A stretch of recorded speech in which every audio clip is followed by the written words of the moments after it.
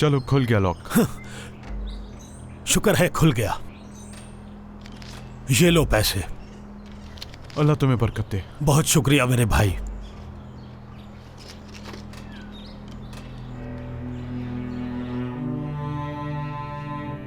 मेरा प्यारा घर। घर तो सिर्फ एक बहाना ही होगा। अब सब आएगी तो उसके खूबसूरत चेहरे का दीदार करूंगा। उसकी पागल मां भी नहीं बचाएगी उसे।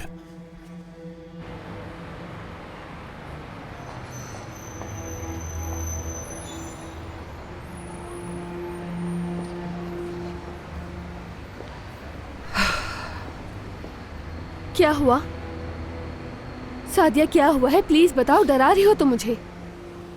गालिबन हसन मेरे फारूक के साथ माजी के बारे में जानता है जानान। ऐसा कैसे हो सकता है?